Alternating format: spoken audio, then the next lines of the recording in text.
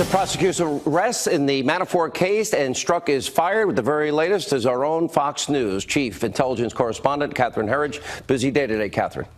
Well, that's right, Sean, and good evening. The FBI is not commenting on Strzok's termination tonight, which frankly is standard because the Bureau doesn't publicly discuss personnel matters. What's important is that Strzok is now at least the sixth senior official to be fired, demoted, or to leave government service altogether since the scandal broke last year.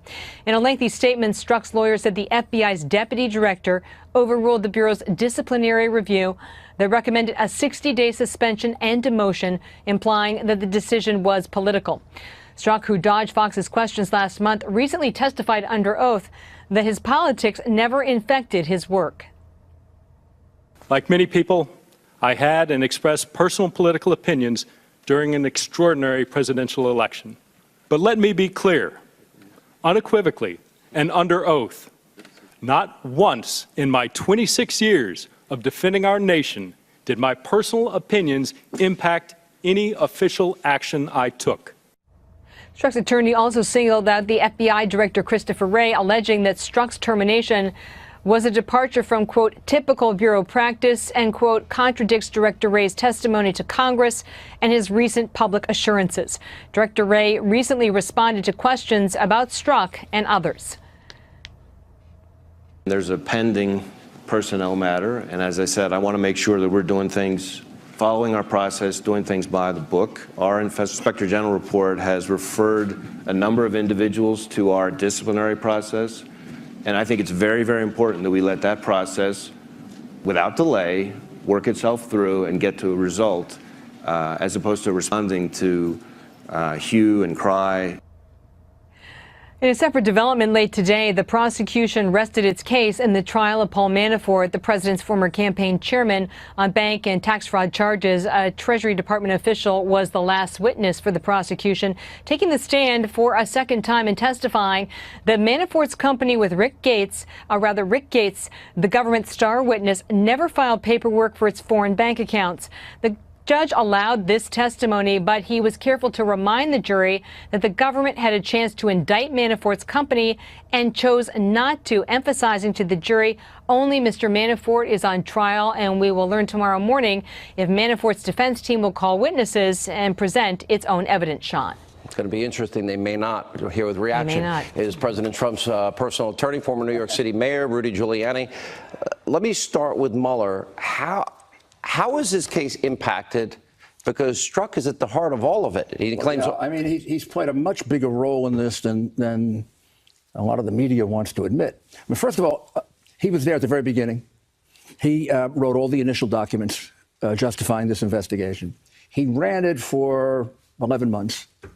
He conducted the critical interview of Flynn with the very strange situation where Flynn pled guilty to a lie that the FBI said he wasn't guilty of. Go figure that out. He's the one who was carrying the dossier and using the dossier to justify the Pfizer wires. That has to be all unraveled. There's no doubt that there are 4 false affidavits filed with the Pfizer court. Fraud. Lying in an affidavit to the Pfizer court. The guy responsible for those was largely Strzok. He gathered the evidence, non-evidence. The dossier is absurd. It's a political document bought and paid totally for. ridiculous. It Russian document. It says provably false things, like Cohen was in Prague. He wasn't in Prague. It says that there were real estate deals with the Russians. There were no real estate deals with the Russians. It has Trump. The hookers in the bed was my. Yeah. He was with. I mean, they have evidence he was with hookers in a bed. Debunked. Yeah, debunked. Completely debunked. Got the dates all wrong. It's a cut and paste job by a down-and-out ex-spy, English spy, who hated Trump, and was paid by Hillary Clinton and the DNC. But they spread this information, Mr. Mayor, to lie to the American people, too, and lie to the court. The Justice Department, the Trump Justice Department, is hiding those affidavits on the grounds that the affidavits contain national security information. Well, my goodness, here are the things we need to know about it. Was the fact that Hillary Clinton and the DNC, the people who paid this, was that pointed out to the judge? Right. Because if it wasn't, you got a glaring omission. wasn't pointed out that Steele, during the course of this, was fired by the FBI? Were his problems in his background exposed to the judge? I mean, when you present this guy, was he presented as a fully reliable informant, or were the questions, you have to do that in an affidavit. I wrote many of these affidavits. They never told the court in these applications that Hillary paid for it. They purposely withheld that information. Well, that would have been a non-starter. But they never verified any of the information in there anyway. So here's the point. Strzok created a false document.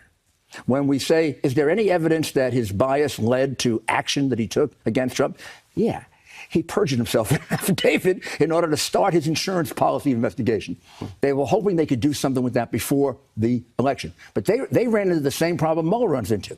President didn't do anything wrong. They couldn't find any evidence. They struck out. On a couple of days before he was inaugurated, they had to proclaim there was no evidence of collusion, which is not a crime anyway. Is there any update since you were on with us last, and that is that you responded to Mueller in terms of any potential that there'll be a discussion with the president? No, they think they have all the time in the world, I guess. I don't know. They haven't responded. Said it should be over by September. Well, I think that we are running into a real big problem for them. If they try to drag this thing much into September, you've got a very clear violation of the Justice Department policy not to interfere with elections. Comey was just excoriated for that by Horowitz. It'll just be another list of their irregularities, their unethical performance, their unwillingness to follow sensible rules. They could have done this. We could have concluded this interview thing 2 months ago and decided yes or no on it. And their report could be done by now. It looks like they're slowing down. You know, they're running out the clock. The media would look at the 2005 tax case that has nothing to do with Russia, nothing to do with the campaign, nothing to do with the president. Manafort tax case from 2005 is the trial of the century. Okay, that case. Well, that's really how they're portraying it. But more seriously, when we talk about Strzok and Comey and McCabe and Page and all these other people in the FBI and the DOJ at the highest levels, do you see crimes? Oh, absolutely. I just told you one. The perjury on the affidavit. I was telling you about Hillary crimes a year before Comey outlined them all. I'm pretty good at picking out crimes. How did she get off scot-free in all this?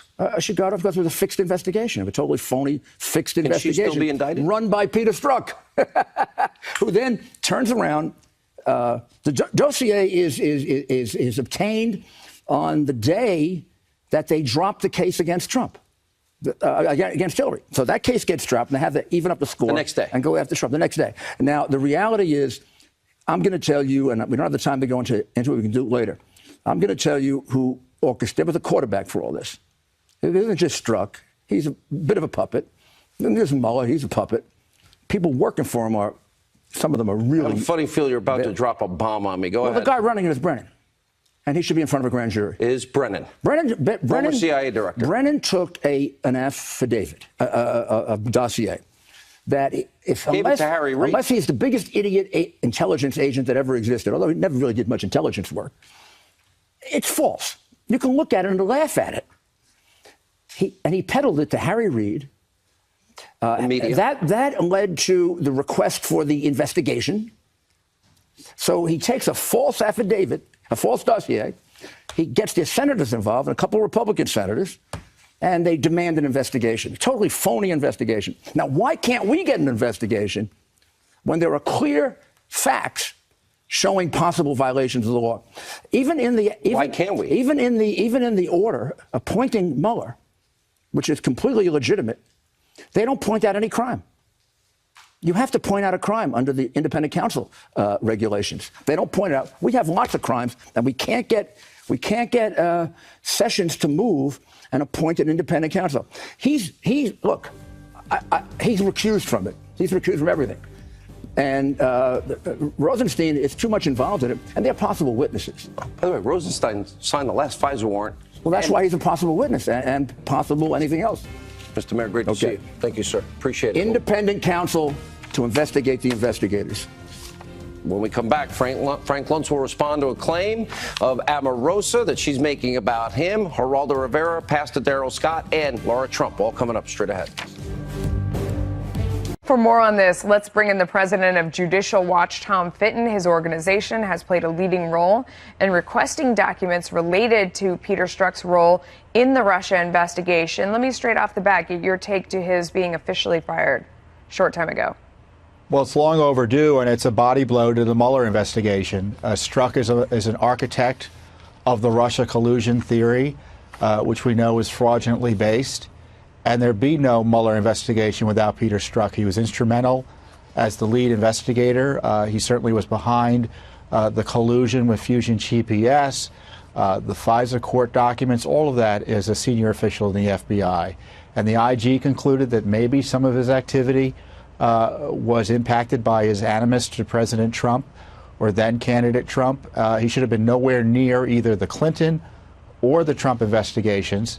And the president tweeted, "We got to reopen the Clinton investigation because of people like Peter Strzok. And frankly, we need to shut down the Mueller operation because it's been corruptly formed and with people like Peter Strzok at its center."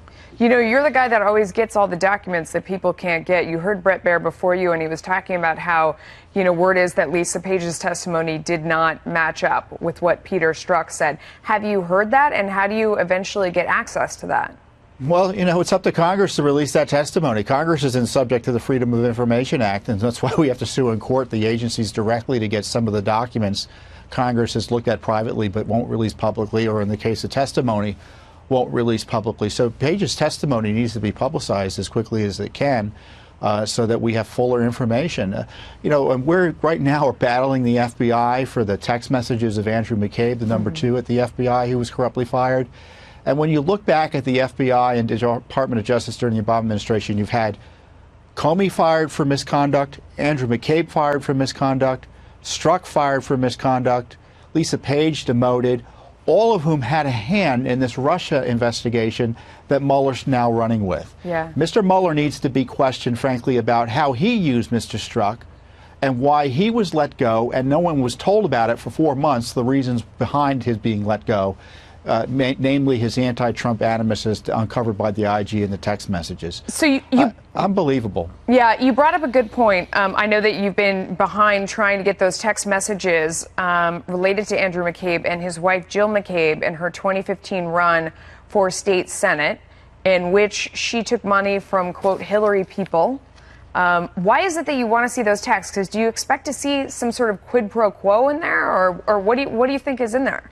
Well, we are asking for text messages on behalf of a retired FBI agent, Jeffrey Danek, about the Clinton email investigation. We suspect he was texting Andrew McCabe, like Peter Strzok and Lisa Page, about the Clinton email investigation, and we suspect there's going to be some interesting material there. And certainly now the FBI has told us they don't want to even look at those text messages, let alone turn them over to us. This is just typical of what's going on at the Justice Department and FBI. They don't think they answer to Congress, they don't answer to the president, and they don't answer to the rule of law. Yeah. And we hope the courts intervene to get us the messages. And the president tweeted over the weekend in a way that suggests he might intervene to get these text messages public. That will be good, too. Real quick, we only have a couple seconds. Who is this new retired FBI agent that you're talking about? How did you get onto him, and what do you think the connection is? Well, Jeffrey Danek is a retired supervisory FBI agent who we represent, who would ask for the text messages of Andrew McCabe. He had experience in record retention policies at the FBI. He suspected there'd be text messages, so we asked specifically for them, and we've been getting the runaround for almost a year from the FBI on them. Why are they sitting on the text messages of this corrupt FBI agent? And you can bet, because they know they're just like Lisa Page and Peter Strzok's text messages, they blow it wide open, certainly with respect to the Clinton email cover-up. Interesting. Tom Fitton, thank you for coming on and staying on the story. We appreciate it. You're welcome.